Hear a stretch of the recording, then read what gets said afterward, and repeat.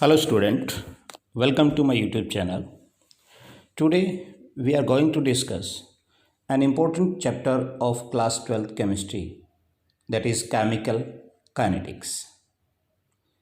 Chemical kinetics is the branch of physical chemistry deals with study of reaction rate and factor affecting the rate of a reaction. यानी chemistry की वो branch जिसमें हम किसी भी chemical reaction के rate और उसको अफेक्ट करने वाले डिफरेंट जो फैक्टर्स हैं उनकी स्टडी करते हैं, तो वो कहलाती है chemical kinetics. The word kinetic is derived from Greek word kinesis which means movement. यानी ये जो काइनेटिक वर्ड है वो काइनेसिस से मिलके बना है, जो कि एक ग्रीक वर्ड है और जिसका मीनिंग होता है मूवमेंट या स्पीड. तो किसी भी रिएक्शन की जो स्पीड है उस स्पीड की स्टडी को हम क्या बोलेंगे? केमिकल काइनेटिक्स बोलते हैं. The chemical kinetics include investigation of how different experimental condition can influence the speed of chemical reaction and yield information about the reactions mechanism and transition state.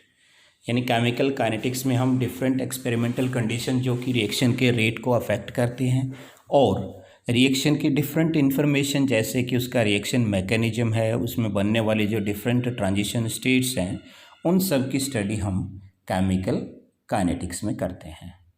अब हम ये कह रहे हैं that chemical kinetics is the study of reaction rate. तो ये reaction rate या जो रेट ऑफ रिएक्शन है वो क्या है? तो rate of reaction of A given chemical reaction is the measure of change in concentration of the reactant or the change in concentration of product per unit time. यानी किसी भी chemical reaction में reactants या product की concentration में जो change होता है इन ए स्पेसिफाइड टाइम, तो change in concentration per unit time जो है वो क्या कहलाता है? उसका रेट या रिएक्शन रेट कहलाता है. जैसे केमिकल रिएक्शन है जिसमें रिएक्टेंट आर प्रोडक्ट पी में चेंज हो रहा है. अब यहाँ पे अगर हम इस रिएक्शन के लिए कंसंट्रेशन और टाइम के बीच रिलेशन देखें तो यहाँ पे टू डिफरेंट लाइंस यहाँ पे हैं. एक ब्लू लाइन है जो रिएक्टेंट कंसंट्रेशन चेंज को इंडिकेट कर रही है और जो रेड लाइन है वो प्रोडक्ट कंसंट्रेशन चेंज को इंडिकेट कर रही है. जब स्टार्टिंग में टाइम इनिशियल स्टेट में है तो उस टाइम रिएक्टेंट कंसंट्रेशन है वो मैक्सिमम है और प्रोडक्ट कंसंट्रेशन है वो मिनिमम यानी ऑलमोस्ट ज़ीरो है. जैसे जैसे रिएक्शन प्रोसीड करती है यानी टाइम इंक्रीज करता है तो कंसंट्रेशन ऑफ रिएक्टेंट है वो डिक्रीज करता है. यानी समय के साथ साथ रिएक्टेंट की कंसंट्रेशन है वो कम होते जाएगी क्योंकि वो प्रोडक्ट में चेंज हो रही है और प्रोडक्ट कंसंट्रेशन टाइम के साथ साथ इंक्रीज करता है. अब ये डिक्रीज और increase in concentration of reactant and product जो है वो कंटिन्यूसली नहीं होता, यानी एक जैसा ना हो कि कर्व लाइन आ रही है. इसका मतलब स्टार्टिंग में जो डिक्रीज या इंक्रीज है, कंसंट्रेशन ऑफ रिएक्टेंट डिक्रीज हो रही है और कंसंट्रेशन ऑफ प्रोडक्ट है वो इंक्रीज हो रही है, तो ये फास्टली होता है. लेकिन जैसे जैसे टाइम स्पेंड होता है वैसे वैसे ये जो चेंज जो है वो स्लो होने लगता है. यानी रिएक्टेंट की कंसंट्रेशन स्लोली डिक्रीज होने लगती है और प्रोडक्ट की कंसंट्रेशन स्लोली इंक्रीज होने लगती है. और जहाँ पे ये दोनों लाइन एक दूसरे को इंटरसेक्ट कर रही हैं ये पॉइंट कहलाता है पॉइंट ऑफ इक्विलिब्रियम. यानी यहाँ पे दोनों का डिक्रीज और इंक्रीज है वो सेम रेट से होता है. Means decrease in concentration of reactant and increase in concentration of product है वो सेम रेट से हो रहा है. अब जो रिएक्शन का रेट है वो हो जाएगा किसी भी स्पेसिफाइड टाइम में. कोई भी एक टाइम हम स्पेसिफाइड टाइम इंटरवल ले लें, उस टाइम इंटरवल में जो टोटल चेंज आ रहा है इन कंसंट्रेशन ऑफ रिएक्टेंट और इन कंसंट्रेशन ऑफ प्रोडक्ट, तो वो कहलाएगा हमारा rate of reaction. If R1 and P1 are the concentration of reactant and product at time T1, यानी किसी इनिशियल टाइम पे रिएक्टेंट कंसंट्रेशन है वो R1 ले और प्रोडक्ट कंसंट्रेशन है वो P1 हो, and R2 and P2 are concentration of the reactant and product at time T. यानी आफ्टर सम टाइम हम अगर कंसंट्रेशन की बात करें तो रिएक्टेंट कंसंट्रेशन है वो हो जाती है R2 और प्रोडक्ट कंसंट्रेशन हो जाए P2।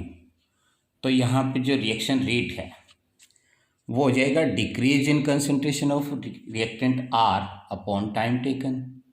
अब रिएक्टेंट की कंसंट्रेशन R1 से डिक्रीज होके क्या हो रही है, R2 में जा रही है। तो मीन्स डेल R जो है वो क्या हो जाएगा, R2 माइनस R1, और जो टाइम टेकन है वो हो जाएगा T2 माइनस T1। यहाँ जो हमने नेगेटिव साइन लगाया है, ये नेगेटिव साइन इंडिकेट कर रहा है कि जो रिएक्टेंट की कंसंट्रेशन है वो टाइम के साथ साथ क्या हो रही है, डिक्रीज हो रही है। तो इसीलिए हमने यहाँ पे उसको नेगेटिव साइन के साथ इंडिकेट किया है। तो रिएक्टेंट की फॉर्म में अगर हम लें रेट ऑफ रिएक्शन तो ये हो जाएगा minus del R upon del T। Similarly अगर हम प्रोडक्ट की बात करें तो समय के साथ साथ क्या हो रहा है, प्रोडक्ट की कंसंट्रेशन है वो बढ़ रही है। तो यहाँ पे increase in concentration of product upon time taken, तो ये हो जाएगा plus del P upon del T। यानी यहाँ जो प्लस साइन है वो इंडिकेट कर रहा है कि प्रोडक्ट की कंसंट्रेशन है वो क्या हो रही है, इंक्रीज हो रही है। तो इस तरीके से हम रिएक्शन के रेट को concentration of reactant and concentration of product दोनों की टर्म में डिफाइन कर सकते हैं। The expression of rate of in term of reactant carries negative sign, यानी रेट ऑफ रिएक्शन को अगर हम कंसंट्रेशन ऑफ रिएक्टेंट की टर्म में लेते हैं तो वो नेगेटिव साइन आता है, क्योंकि यहाँ पे डेल R की वैल्यू है वो क्या कर रहे थे हम, R2 माइनस R1 है, तो वो एक नेगेटिव वैल्यू आएगी क्योंकि R1 है वो ज़्यादा है और R2 कम है। तो नेगेटिव साइन है, दैट मीन्स रिएक्शन का रेट कभी भी नेगेटिव हो नहीं सकता। तो उसके लिए हम क्या करते हैं, यहाँ पे नेगेटिव साइन लगा लेते हैं। तो नेगेटिव नेगेटिव क्या हो जाए, पॉजिटिव, यानी ओवरऑल रिएक्शन का रेट है वो पॉजिटिव रहे। फिर उसके बाद में आता है कि जो रेट ऑफ रिएक्शन है उसकी यूनिट क्या होगी। तो रेट ऑफ रिएक्शन हम कह रहे हैं change in concentration divided by time. तो जो कंसंट्रेशन की यूनिट है वो होगी मोल पर लीटर, और टाइम की जो यूनिट है वो क्या होगी, सेकेंड इनवर्स। तो इसकी यूनिट हो जाएगी कंसंट्रेशन टाइम इनवर्स, या फिर हम कह सकते हैं mole litre inverse second inverse. और अगर रिएक्टेंट गैस फेज में है, यानी किसी गैसियस रिएक्शन की हम बात करते हैं, तो वहाँ पे हम कंसंट्रेशन की जगह उसके प्रेशर को लेते हैं। तो प्रेशर लेते हैं इसलिए उसकी यूनिट हो जाएगी एटमॉस्फेरिक सेकेंड इनवर्स। तो ये unit of rate of reaction है। नेक्स्ट इसके बाद आता है कि जो रेट ऑफ रिएक्शन है वो दो तरीके का होता है, एक होता है इंस्टेंटेनियस रेट और दूसरा होता है एवरेज रेट। अब जो इंस्टेंटेनियस रेट है means it is the rate at any particular instant. किसी भी केमिकल रिएक्शन में किसी एक पर्टिकुलर पॉइंट ऑफ टाइम पे हम अगर रिएक्शन के रेट को बात करें तो वो कहलाता है उसका इंस्टेंटेनियस रेट। और जो दूसरा एवरेज रेट है, एवरेज रेट होता है मीन्स किसी भी रिएक्शन में जो टोटल टाइम लग रहा है, तो इनिशियल से फाइनल स्टेट तक जाने में जो टोटल चेंज आ रहा है इन पर यूनिट टाइम, वो कहलाता है उसका एवरेज रेट। इंस्टेंटेनियस रेट को हम डिफाइन कर सकते हैं that rate of change of concentration of any one of reactant और product over a very small interval of time, यानी किसी एक बहुत छोटे टाइम इंटरवल में जो change in concentration of product या change in concentration of reactant जो है वो कहलाता है उसका इंस्टेंटेनियस रेट। जबकि एवरेज रेट क्या होगा, it is defined as the rate of change of concentration of any one of the reactant और product over a period of time, यानी जो टोटल टाइम पीरियड में जो भी चेंज आता है, चाहे वो कंसंट्रेशन ऑफ रिएक्टेंट हो या कंसंट्रेशन ऑफ प्रोडक्ट हो, तो वो कहलाता है उसका average rate. Instantaneous rate is determined by taking the slope of line tangent to the curve at that instant और पॉइंट, यानी इस इंस्टेंटेनियस रेट को हम मेज़र करने के लिए क्या करते हैं, किसी भी एक पर्टिकुलर पॉइंट पे जहाँ पे हमें रेट निकालना है वहाँ पे हम क्या करते हैं, एक टेंजेंट ड्रॉ करते हैं। इस तरीके से एक लाइन ड्रॉ करते हैं यहाँ पे, और उस लाइन का जो स्लोप है, अब उस स्लोप में जो भी चेंजेस जो आ रहे हैं उसके बेसिस पे हम इंस्टेंटेनियस रेट ऑफ रिएक्शन को कैलकुलेट करते हैं। यानी इसका ये जो स्लोप है यहाँ पे ये आ रहा है डेल सी, कंसंट्रेशन का जो चेंज है, जो स्मॉल चेंज इन कंसंट्रेशन है, और यहाँ पे क्या हो गया डेल टी, तो ये हो गया स्मॉल चेंज इन टाइम। तो उस टाइम और जो कंसंट्रेशन में जो चेंज आ रहा है उसको हम क्या कहेंगे, यहाँ पे इंस्टेंटेनियस रेट होते हैं। यहाँ जो कंसंट्रेशन चेंज है वो बहुत स्मॉल है, दैट मीन्स इसको हम dx ले सकते हैं। और यहाँ पे जो कंसंट्रेशन के जो चेंज आ रहा है वो स्मॉल टाइम इंटरवल में आ रहा है, तो वो क्या हो गया dt। तो इंस्टेंटेनियस रेट को हम लिखते हैं dx/dt। जबकि एवरेज रेट ऑफ रिएक्शन में क्या होता है कि किसी भी एक पॉइंट से लेके, इनिशियल स्टेट से लेके और उसके फाइनल स्टेट तक जो भी चेंज आ रहा है, जैसे यहाँ से हम इस पॉइंट से लेके और इस पॉइंट तक बात करें, तो इस टोटल पूरे टाइम इंटरवल में जो भी चेंज आता है इन कंसंट्रेशन ऑफ रिएक्टेंट और इन कंसंट्रेशन ऑफ प्रोडक्ट, तो वो कहलाता है उसका एवरेज रेट। अब इन दोनों में से यहाँ पे हम जो इंस्टेंटेनियस रेट ऑफ रिएक्शन है उसकी बात करते हैं। यानी आगे हम केवल इंस्टेंटेनियस रेट ऑफ रिएक्शन को ही स्टडी करते हैं, क्योंकि जो केमिकल रिएक्शंस होती हैं, रेट के बेसिस पे केमिकल रिएक्शंस को मेनली 3 कैटेगरी में हम डिवाइड करते हैं। एक होती है वेरी फास्ट रिएक्शन, यानी ऐसी रिएक्शन जो with in a fraction of second complete हो जाती हैं, जैसे कि एसिड बेस की न्यूट्रलाइजेशन रिएक्शंस जो होती हैं वो वेरी फास्ट रिएक्शंस आती हैं। मोस्टली जो आयनिक रिएक्शंस होती हैं वो वेरी फास्ट रिएक्शन होती हैं। तो ऐसी रिएक्शन के लिए हम ना तो उसका इंस्टेंटेनियस रेट निकाल सकते हैं, ना उसका एवरेज रेट निकाल सकते हैं। सेकंड होती है वेरी स्लो रिएक्शन। और वेरी स्लो रिएक्शन यानी जो कंप्लीट होने में कई दिन, कई महीने या कई साल तक जिनको लग जाते हैं, जैसे कि हाइड्रोजन और ऑक्सीजन की रिएक्शन होकर वाटर का बनना, या कोरोजन होना, जंग लगना, लोहे पे जो जंग लगता है या रस्ट लगती है, तो वो प्रोसेस क्या है बहुत स्लो होती है। यानी उनमें जो चेंज है वो इतना माइन्यूट चेंज होता है कि उसको हम ऑब्जर्व नहीं कर पाते। और तीसरी होती है मीडियम रिएक्शन, यानी जो कुछ मिनट, कुछ घंटे में ख़त्म होने वाली जो रिएक्शंस होती हैं वो होती हैं मीडियम रिएक्शन। तो जनरली हम जो मीडियम रिएक्शंस होती हैं उन्हीं के लिए बात करते हैं, और उसके लिए हमें किसी पर्टिकुलर पॉइंट ऑफ टाइम पे जो चेंज आ रहा है उसको हम स्टडी करते हैं, जिसको हम इंस्टेंटेनियस रेट कह रहे हैं। अब नेक्स्ट इसके बाद आता है कि जैसे हमने एक रिएक्शन ली, रिएक्शन है Hg+Cl2, प्रोडक्ट बन रहा है HgCl2। अब यहाँ पे हम रिएक्शन के रेट को 3 तरीके से डिफाइन कर सकते हैं।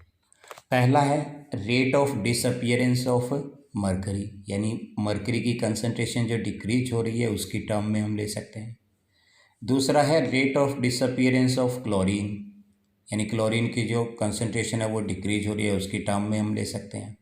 और तीसरा rate of appearance of HgCl2, यानी HgCl2 के बनने का जो है, यानी change in concentration of product है उसकी टर्म में ले सकते हैं। तो यहाँ पे इस रिएक्शन का जो रेट है वो हो जाएगा -ΔHg/ΔT, means change in concentration of mercury divided by total time taken, या -ΔCl2/ΔT, यानी change in concentration of chlorine upon time change, या फिर पॉजिटिव ΔHgCl2/ΔT, यानी product concentration change upon ΔT। अब चूँकि यहाँ पे इस रिएक्शन में जो स्टोइकियोमेट्रिक कोफिशिएंट्स हैं, यानी जो नंबर ऑफ मोल्स है वो सेम है, 1 mole mercury react with 1 mole of chlorine and it give 1 mole of HgCl2। तो इसमें जो rate of disappearance of any reactant and rate of appearance of product HgCl2, ये क्या होगा, सेम होगा। यानी जो डिक्रीज होने का रेट या इंक्रीज होने का रेट है वो बराबर है, इसलिए हमने लिख दिया सीधे that -ΔHg/ΔT is equal to -ΔCl2/ΔT is equal to plus ΔHgCl2/ΔT। लेकिन जो सेकंड रिएक्शन है 2HiH2+I2।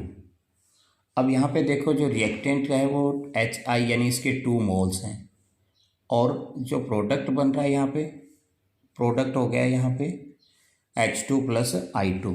तो प्रोडक्ट के यहाँ पे मोल जो है वो 1 मोल है। तो इस रिएक्शन के लिए अगर हम कहें तो यहाँ पे जो rate of disappearance of HI है, यानी HI के जो टूटने की या डिसअपीयरेंस होने की जो रेट है वो इन दोनों के फॉर्मेशन की रेट से क्या है, डबल है। यानी जब इसका 2 मोल टूट रहा है तब जाके 1 मोल H2 एंड 1 मोल I2 बन रहा है। तो इसका मतलब जो रेट का इनका जो रिलेशन होगा वो हो जाएगा R is equal to minus half del HI by del T is equal to plus del H2 by del T is equal to plus del Cl2 by del T। यानी HI के बनने का जो rate है उसको अगर हम half करते हैं तब जाके वो H2 और I2 के फॉर्मेशन के रेट के बराबर होता है। तो हम ये कह सकते हैं कि ऐसे रिएक्शन जिनमें stoichiometric coefficients of reactant and product are not equal to 1, यानी जब वो एक दूसरे के बराबर नहीं होते हैं, then the rate of disappearance of any of the reactant और rate of appearance of any of the product is divided by their respective stoichiometric coefficient. तो उस केस में उनको कोरिलेट करने के लिए हम क्या करते हैं, उनके जो भी स्टोइकियोमेट्रिक कोफिशिएंट्स जो हैं उनको रेट से डिवाइड कर देते हैं। तो उससे क्या आएगा कि उनके रेट को हम कोरिलेट कर सकते हैं। जैसे यहाँ पे 2 मोल HI लिया था तो 2 मोल HI जो है उसके रेट ऑफ डिसअपीयरेंस जो है उसको बराबर करने के लिए हमने क्या कर दिया, यहाँ पे स्टोइकियोमेट्रिक कोफिशिएंट है उससे उस रेट को डिवाइड कर दिया। तो वो आ गया minus half del HI by del T is equal to plus del H2 by del T is equal to plus del Cl2 by del T। Next इसके बाद आता है factor affecting the rate of reaction, यानी जो rate of reaction है उसको कौन कौन से ऐसे फैक्टर्स जो हैं वो अफेक्ट करते हैं। तो किसी भी केमिकल रिएक्शन को या जो उस केमिकल रिएक्शन के जो रेट है उसको मेनली 4 फैक्टर्स है वो अफेक्ट करते हैं। पहला आता है नेचर ऑफ रिएक्टेंट, दूसरा आता है कंसंट्रेशन ऑफ रिएक्टेंट, तीसरा है टेम्परेचर और चौथा है कैटलिस्ट। यानी nature of reactant, concentration, temperature and catalyst. तो फर्स्ट हम बात करते हैं नेचर ऑफ रिएक्टेंट। अब नेचर ऑफ रिएक्टेंट में किसी भी केमिकल रिएक्शन में जो रिएक्टेंट्स हैं उसकी फिजिकल स्टेट, उसके पार्टिकल्स का साइज और उन रिएक्टेंट्स की केमिकल नेचर, ये तीनों हैं वो रिएक्शन के रेट को अफेक्ट करते हैं। जैसे कि फिजिकल स्टेट की हम बात करते हैं तो फिजिकल स्टेट में क्या होगा, rate of reaction for the gaseous state is very high then liquid state then solid state. यानी फिजिकल स्टेट अगर गैस होगी तो रिएक्शन का रेट है वो फास्ट होगा और सॉलिड के केस में सबसे स्लो होगा। तो रीजन उसका क्या होता है कि गैसियस स्टेट्स में पार्टिकल की जो काइनेटिक एनर्जी है वो हाई होती है, तो उनकी जो प्रोडक्ट फॉर्मेशन की जो रेट है वो फास्ट होती है। सेकंड आता है फिजिकल साइज ऑफ रिएक्टेंट। जो रिएक्टिंग स्पीसीज है उनका साइज भी रिएक्शन के रेट को अफेक्ट करता है। कि अगर किसी सॉलिड में हम पार्टिकल के साइज़ की बात करें तो पार्टिकल जितने स्मॉलर साइज़ के होते हैं सरफेस एरिया है वो उतना ही ज़्यादा होगा। दैट मीन्स रिएक्टिंग स्पीसीज के बीच डायरेक्ट कांटेक्ट उतना ही ज़्यादा होता है, क्योंकि केमिकल रिएक्शन में क्या होता है, रिएक्टिंग मॉलिक्यूल्स है वो आपस में एक दूसरे से कोलाइड करते हैं और कोलाइड करके वो प्रोडक्ट फॉर्मेशन करते हैं। तो कोलिजन के लिए जितना ज़्यादा सरफेस एरिया मिलेगा रिएक्शन का रेट है वो उतना ही फास्ट होता है। तो so smaller the size of the reactant greater the rate of reaction. Third आता है केमिकल नेचर ऑफ रिएक्टेंट। अब यहाँ पे 2 रिएक्शन दे रखी हैं। पहली है 2NO + O2, प्रोडक्ट बन रहा है 2NO2, और सेकेंड रिएक्शन है CH4 + 2O2, CO2 + 2H2O है। मीथेन का कंबशन करवा रहे हैं या नाइट्रिक ऑक्साइड की रिएक्शन ऑक्सीजन से करवा रहे हैं। First reaction is faster than the second, यानी जो फर्स्ट रिएक्शन है वो क्या है, फास्टर है सेकेंड रिएक्शन के कंपैरिजन में। तो ऐसा क्यों है, क्योंकि फर्स्ट रिएक्शन में जो रिएक्टेंट NO है उसमें केवल 2 एटम के बीच बॉन्ड है, यानी नाइट्रोजन और ऑक्सीजन के बीच का ही एक बॉन्ड है वो ब्रेक करना पड़ेगा। जबकि यहाँ पे जो CH4 है उस CH4 में 4 कार्बन हाइड्रोजन बॉन्ड को ब्रेक करना पड़ रहा है। तो बॉन्ड जितने ज़्यादा रिएक्शन में ब्रेक करने पड़ेंगे प्रोसेस उतनी ही स्लो हो जाती है, जबकि बॉन्ड जितने लेस ब्रेकेज होंगे रिएक्शन है वो उतनी ही फास्ट होती है। तो इस तरीके से chemical nature, size and physical state of reactant है वो रिएक्शन के रेट को अफेक्ट करते हैं। सेकंड, इसके बाद आता है डिपेंडेंस ऑन कंसंट्रेशन, यानी कंसंट्रेशन है वो रिएक्टेंट के रेट को किस तरीके से इफेक्ट करता है। तो किसी भी रिएक्शन के लिए जो कंसंट्रेशन का इफेक्ट है वो उसके रेट इक्वेशन या रेट लॉ से हम दे सकते हैं। रेट लॉ ये कहता है कि जैसे किसी भी एक जनरल रिएक्शन की हम बात करें जिसमें A mole A react with B mole B and it gives C mole C and D mole D, यानी रिएक्टेंट A B जिनके A और B मोल ले रखे हैं वो प्रोडक्ट C और D फॉर्मेशन कर रहे हैं जिनके मोल C एंड D बन रहे हैं। तो यहाँ पे स्पेशली हम कंसंट्रेशन ऑफ रिएक्टेंट की टर्म में बात करें तो रेट ऑफ रिएक्शन हम ये कह सकते हैं that it is directly proportional to the concentration of the reactant. Rate of reaction है वो कंसंट्रेशन ऑफ रिएक्टेंट के डायरेक्टली प्रोपोर्शनल होता है। तो यहाँ पे हम ये कह सकते हैं that rate of reaction is proportional to A raise to power X and B raise to power Y। अब यहाँ पे जो X एंड Y जो लिया है, ये X एंड Y जो है वो रिएक्टिंग स्पीसीज के नंबर ऑफ मोल्स हैं जिन पे एक्चुअली रेट है वो डिपेंड कर रहा है। अब ये X एंड Y है वो इनके stoichiometric coefficient A and B के सिमिलर भी हो सकते हैं या उनसे डिफरेंट भी हो सकते हैं। यहाँ पे हम रेट एक्सप्रेशन या जो रेट लॉ है हम ये कह सकते हैं that rate law is a mathematical expression in term of molar concentration of reactant with each term raised to some power which may or may not be equal to the stoichiometric coefficient of the reacting species in a balanced equation। यानी जो rate law है वो क्या है, mathematical expression है in term of molar concentration of reactant with some power, जैसे यहाँ पे एक्स एंड वाई पावर्स जो ले रखी हैं, और ये एक्स एंड वाई जो है वो इनके स्टोइकियोमेट्रिक कोएफिशिएंट के सिमिलर भी हो सकते हैं या उससे डिफरेंट भी हो सकते हैं। तो वो कहलाता है रेट लॉ या रेट एक्सप्रेशन। अब यहाँ पे हम प्रोपोर्शनलिटी का साइन अगर हटाएं तो ये बन जाएगा rate is equal to K A raise to power X and B raise to power Y, जहाँ पे जो K है वो हो जाएगा रेट कांस्टेंट या स्पेसिफिक रेट कांस्टेंट।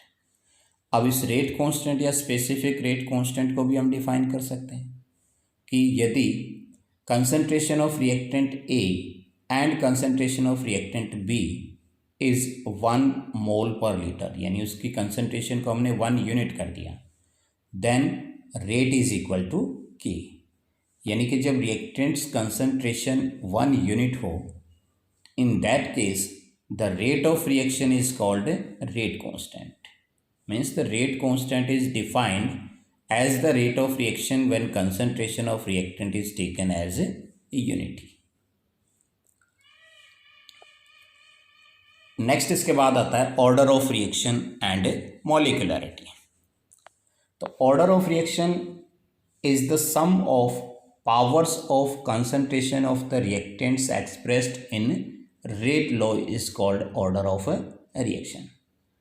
यानी कि जो रेट एक्सप्रेशन या जो रेट लॉ है उस रेट एक्सप्रेशन में जो कंसंट्रेशंस पावर्स जो होती हैं उन सब का जो सम होगा वो किसी भी रिएक्शन के लिए कहलाता है ऑर्डर ऑफ रिएक्शन। जैसे कि रेट एक्सप्रेशन हमारे पास था rate is equal to K A raise to power X and B raise to power Y। तो यहाँ पे जो X प्लस Y है वो कहलाता है ऑर्डर ऑफ रिएक्शन।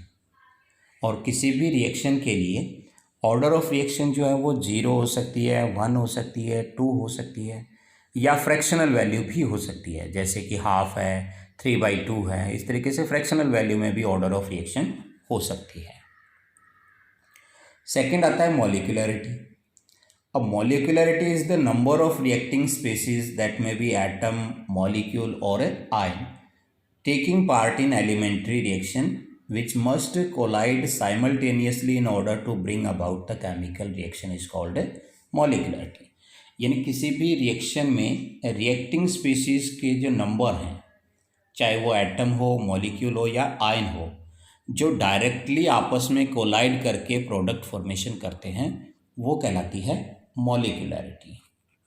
अब ये मॉलिक्यूलरिटी जो है वो हमेशा इंटीजर नंबर होती है, यानी इसकी वैल्यू 1, 2, 3 हो सकती है, लेकिन कभी भी 0 या फ्रैक्शनल नहीं हो सकती है. जबकि ऑर्डर ऑफ रिएक्शन हम क्या कर रहे थे, फ्रैक्शनल भी हो सकती है. तो मॉलिक्यूलरिटी सिंपली हम ये कह सकते हैं कि किसी भी रिएक्शन में पार्टिसिपेट करने वाले नंबर ऑफ मॉलिक्यूल्स हैं, वो उसकी मॉलिक्यूलरिटी है.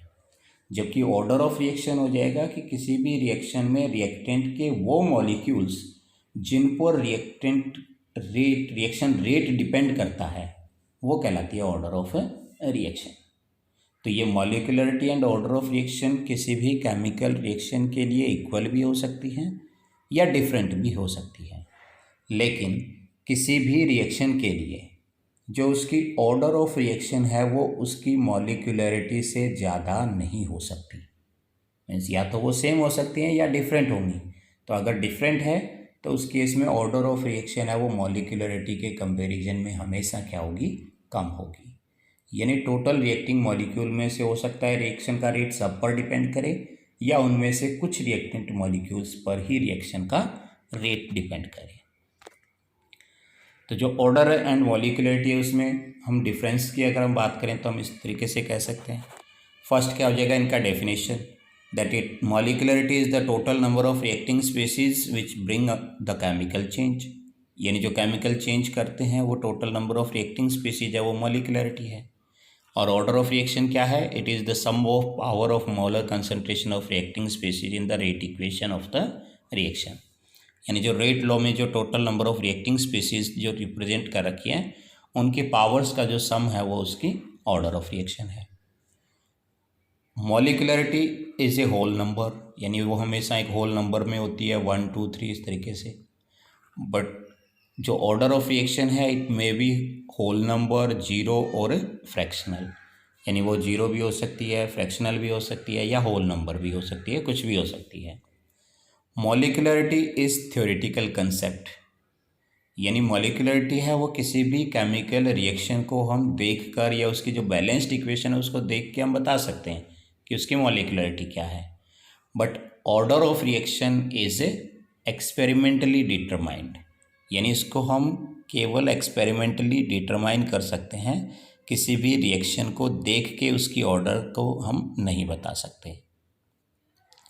मॉलिक्यूलरिटी जो है वो कभी भी नेगेटिव नहीं हो सकती, जबकि ऑर्डर ऑफ रिएक्शन है वो नेगेटिव भी हो सकती है.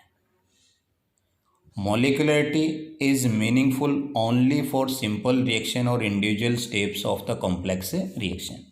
यानी किसी भी रिएक्शन के लिए मॉलिक्यूलरिटी का जो मीनिंग है वो या तो वो एलिमेंट्री रिएक्शन हो, यानी जो एक ही स्टेप में कंप्लीट होने वाली हो, या फिर अगर वो कॉम्प्लेक्स रिएक्शन है तो कॉम्प्लेक्स रिएक्शन में वो केवल किसी एक इंडिविजुअल स्टेप के लिए निकाली जाती है. यानी पूरी रिएक्शन के लिए मॉलिक्यूलरिटी सेम नहीं होती, वो एक हर एक स्टेप के लिए मॉलिक्यूलरिटी है वो डिफरेंट हो सकती है.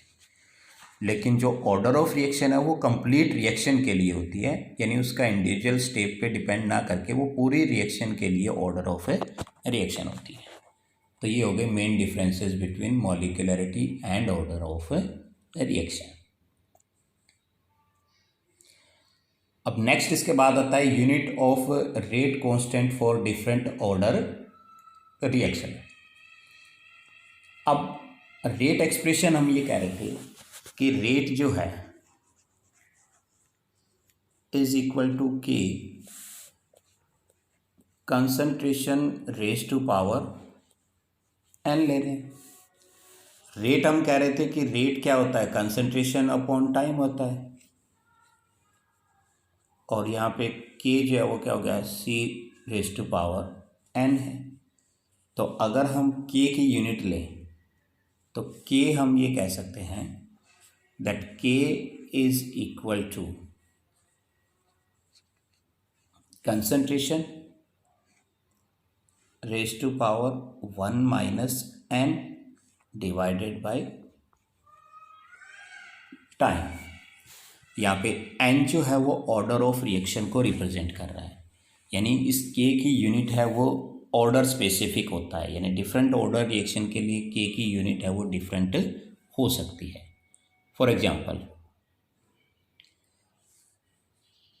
यहाँ पे हम कह रहे हैं कि rate is equal to concentration of upon time है, तो जीरो ऑर्डर रिएक्शन के लिए जो n की वैल्यू है, n की वैल्यू क्या होगी, 0 होगी। तो हम कह रहे थे कि k is equal to concentration power 1 minus n upon time है, तो 1 माइनस 0 यानी कि वो क्या हो गया 1।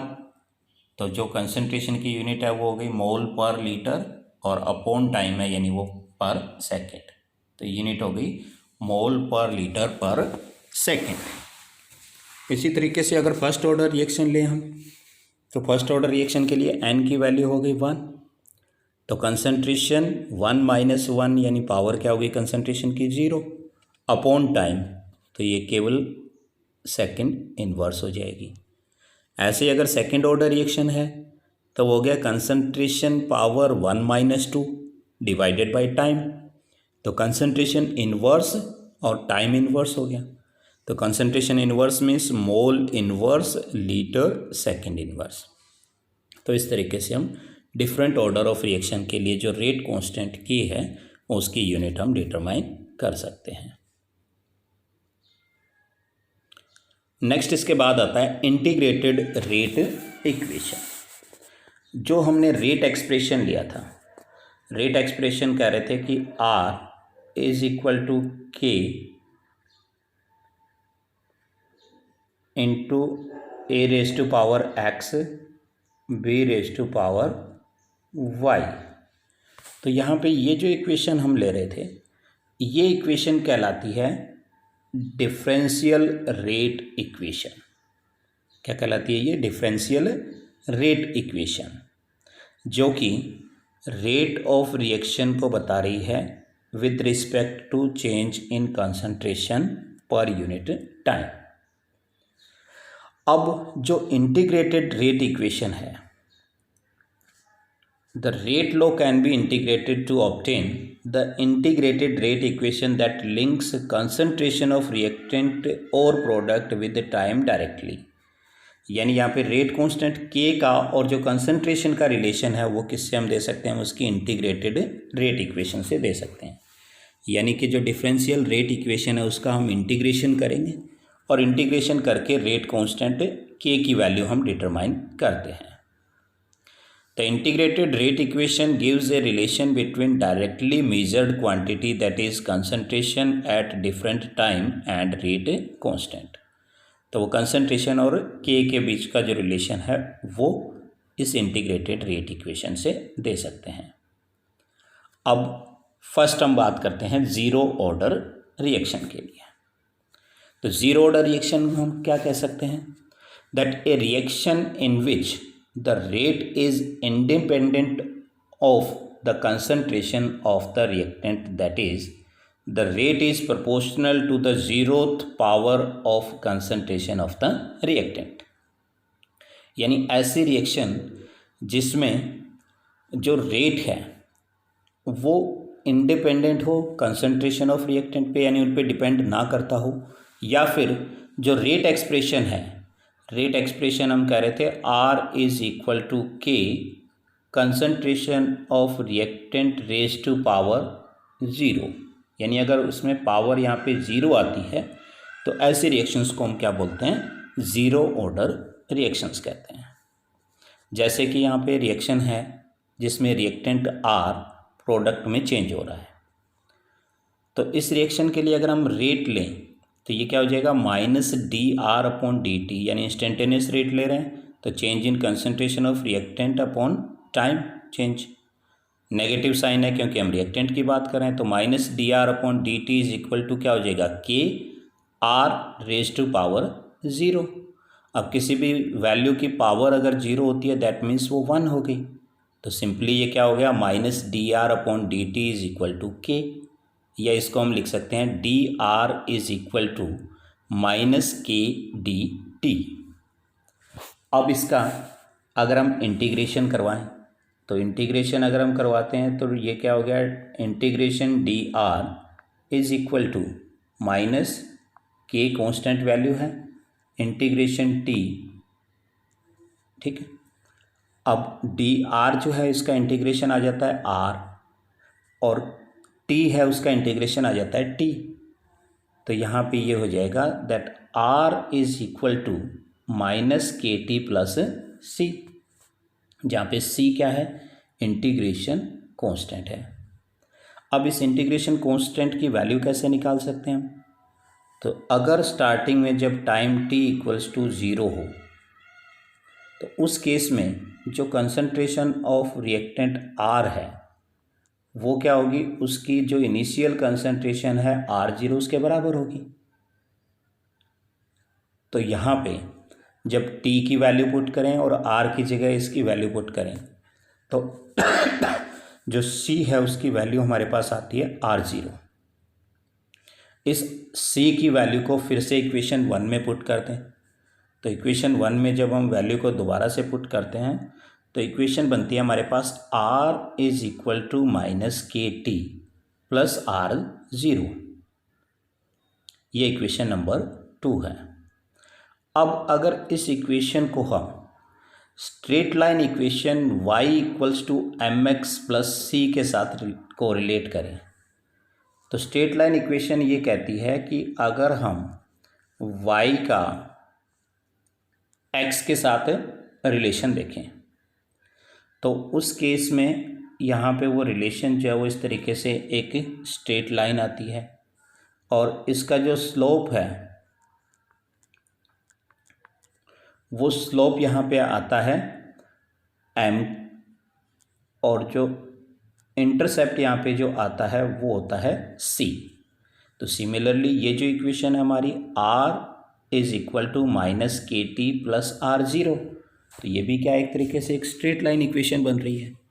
तो इसमें यहाँ पे अगर हम कंसंट्रेशन R का टाइम t के साथ कर्व देखें तो R और t के बीच जो रिलेशन है नेगेटिव साइन है, दैट मीन्स वो इन्वर्स है।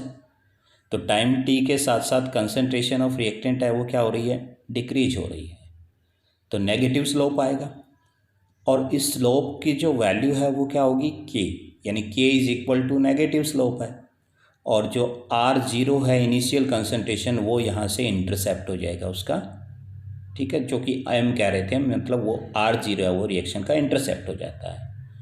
That means if we plot against t we get a straight line with slope minus k and intercept equal to R0। अब फिर इसी इक्वेशन को हम इस तरीके से भी लिख सकते हैं that k is equal to R0 minus R divided by t। और ये जो इक्वेशन हमारे पास आती है ये कहलाती है इंटीग्रेटेड रेट इक्वेशन।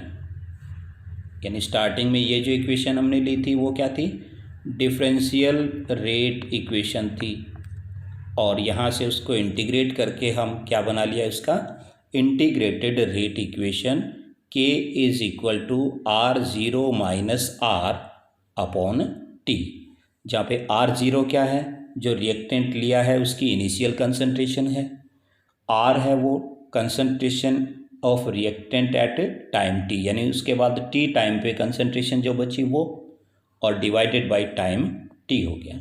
तो ये integrated rate equation for zero order reaction आती है। अब जो ज़ीरो ऑर्डर रिएक्शन है अगर उसकी हम कैरेक्टरिस्टिक की बात करें तो ज़ीरो ऑर्डर रिएक्शन के लिए जो concentration of reactant decreases linearly with time, यानी जो डिक्रीज हो रहा है वो क्या हो रहा है, लीनियरली डिक्रीज हो रहा है, यानी स्ट्रेट लाइन आ रही थी नेगेटिव स्लोप के साथ में तो वो लीनियरली डिक्रीज हो रहा है, यानी जैसे जैसे टाइम बढ़ेगा कंसंट्रेशन उसी रेशियो में घटते जाएगी। The time required for reaction to complete, that is time at which R is zero, यानी रिएक्शन को 100% जो कंप्लीट होने में जो लगने वाला टाइम है वो क्या हो जाएगा, t is equal to R0 upon k, जहाँ पे R0 इनिशियल कंसंट्रेशन है और k उसका क्या है, रेट कांस्टेंट। तो टोटल टाइम कंप्लीशन के लिए अगर हमें निकालना है तो t इज इक्वल टू क्या हो जाएगा R0/K, क्योंकि t हम क्या कह रहे थे दैट R0 माइनस R/K कह रहे हैं। अब जब रिएक्शन 100% कंप्लीट होगी दैट मीन्स उस केस में R है वो क्या हो गया 0 हो गया, तो t इज इक्वल टू हो जाएगा R0/K, क्योंकि ये वैल्यू यहाँ पे 0 हो गई। और नेक्स्ट इसके बाद आता है कि यूनिट ऑफ k क्या है। तो अब यूनिट के लिए हम क्या कह रहे थे कि यूनिट जो है t इज इक्वल टू हम कह रहे हैं R0 माइनस R, यानी कंसंट्रेशन डिफरेंस है, अपॉन क्या है टाइम, तो ये कंसंट्रेशन हो गया और अपॉन टाइम हो गया। तो कंसंट्रेशन की यूनिट हमें पता है वो होती है मोल पर लीटर, और जो टाइम है उसकी यूनिट हो गई सेकंड, तो इसकी यूनिट हो जाएगी मोल पर लीटर पर second for zero order reaction. फिर इसके बाद में आता है एग्जाम्पल। अब जीरो ऑर्डर रिएक्शन जो है उसके डिफरेंट एग्जाम्पल्स की अगर हम बात करें तो पहला एग्जाम्पल है इसका photochemical reaction between hydrogen and chlorine, यानी हाइड्रोजन और क्लोरीन की रिएक्शन होती है सनलाइट की प्रेजेंस में और HCl का फॉर्मेशन होता है। तो ये रिएक्शन जो है वो जीरो ऑर्डर रिएक्शन होती है, यानी इस रिएक्शन का रेट है वो कंसंट्रेशन ऑफ रिएक्टेंट पे डिपेंड नहीं करता है। Second, decomposition of nitrous oxide N2O on hot platinum surface. N2O का डिकम्पोजिशन करवाएं तो यहाँ पे भी जो रेट है वो हो जाएगा K(N2O)⁻0, यानी यहाँ पे भी वो डिपेंड नहीं कर रहा है। थर्ड है decomposition of ammonia in presence of molybdenum और टंगस्टन इन ए जीरो ऑर्डर रिएक्शन। तो यहाँ पे भी जो अमोनिया का डिकम्पोजिशन हो रहा है N2+3H2 बन रहा है, ये भी एक जीरो ऑर्डर रिएक्शन है। अब यहाँ पे जो रिएक्शन हमने ली है तीनों ही रिएक्शंस में जो रिएक्शन है वो क्या हो रही है कैटलिस्ट की प्रेजेंस में हो रही है। कैटलिस्ट की प्रेजेंस में हो रही है दैट मीन्स उन रिएक्शन में जो रिएक्शन का रेट है वो कंसंट्रेशन पे डिपेंड नहीं कर रहा है। तो जितने भी कैटलिस्ट रिएक्शन होती है यानी कैटलिस्ट की प्रेजेंस में जो रिएक्शंस होती हैं वो रिएक्शन हमेशा जीरो ऑर्डर रिएक्शन होती है। नेक्स्ट इसके बाद में आता है half life period of A zero order reaction. तो ये जो हाफ लाइफ पीरियड है वो क्या है? Half life period of a reaction is defined as the time required to reduce the concentration of reactant to half of its initial value, यानी वो time जिस पर किसी भी रिएक्शन के रिएक्टेंट की कंसंट्रेशन उनकी इनिशियल कंसंट्रेशन से हाफ हो जाए, यानी रिएक्शन को 50% कंप्लीट होने में जो लगने वाला टाइम है वो कहलाता है उसका हाफ लाइफ पीरियड या टी हाफ से उसको हम रिप्रेजेंट करते हैं। अब जो जीरो ऑर्डर रिएक्शन है, जीरो ऑर्डर रिएक्शन के लिए हमारे पास इंटीग्रेटेड रेट इक्वेशन है K=R0 माइनस R/T। अब हम ये कह रहे हैं कि अगर जो रिएक्शन के लिए जो टी हाफ है means when T is equal to T half, तो उस केस में क्या होगा जो कंसंट्रेशन R है वो क्या हो जाएगी उसकी जो इनिशियल कंसंट्रेशन है उसकी जस्ट हाफ बचेगी, means R is equal to R0/2। तो उस केस में K है वो क्या हो जाएगा R0 माइनस R की जगह हमने क्या वैल्यू पुट कर दी R0/2, तो R0/2 अपॉन T हाफ। अब R0 में से R0/2 माइनस करेंगे तो कितना बचेगा R0/2, तो ये आ जाएगा K is equal to R0/2 T half, या T हाफ हम कह सकते हैं T half is equal to R0/2 K। तो ये हाफ लाइफ पीरियड हो जाएगा फॉर जीरो ऑर्डर रिएक्शन, जहाँ पे R0 है वो इनिशियल कंसंट्रेशन है और K जो है वो रेट कांस्टेंट है।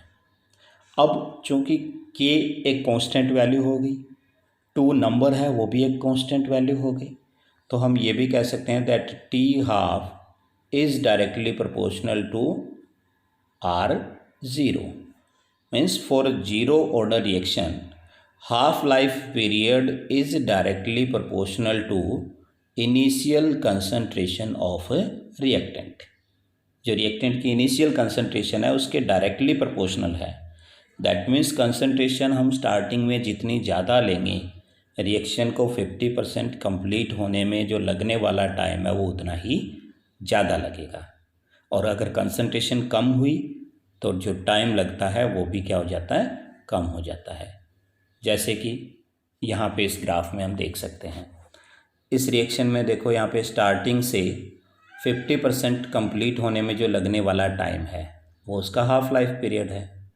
अब उसके बाद नेक्स्ट उसकी 50% कंप्लीट होने के लिए जो लगने वाला टाइम है वो अब क्या हो गया, पहले की कंपैरिजन में कम हो गया, क्योंकि कंसंट्रेशन जो है यहाँ पे स्टार्टिंग में इनिशियल कंसंट्रेशन ये थी, नेक्स्ट टाइम जब हम ले रहे हैं तो इनिशियल कंसंट्रेशन अब ये हो गई, तो इनिशियल कंसंट्रेशन कम है, इसका मतलब उसका टाइम कम हो गया।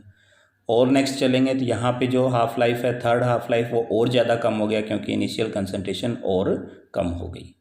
तो इनिशियल कंसंट्रेशन जितनी ज़्यादा होगी हाफ लाइफ पीरियड उतना ही ज़्यादा होगा, इनिशियल कंसंट्रेशन जितनी कम होगी रिएक्शन का हाफ लाइफ पीरियड उतना ही कम हो जाता है। तो ये हो गया जीरो ऑर्डर रिएक्शन के लिए integrated rate equation and it's half life period.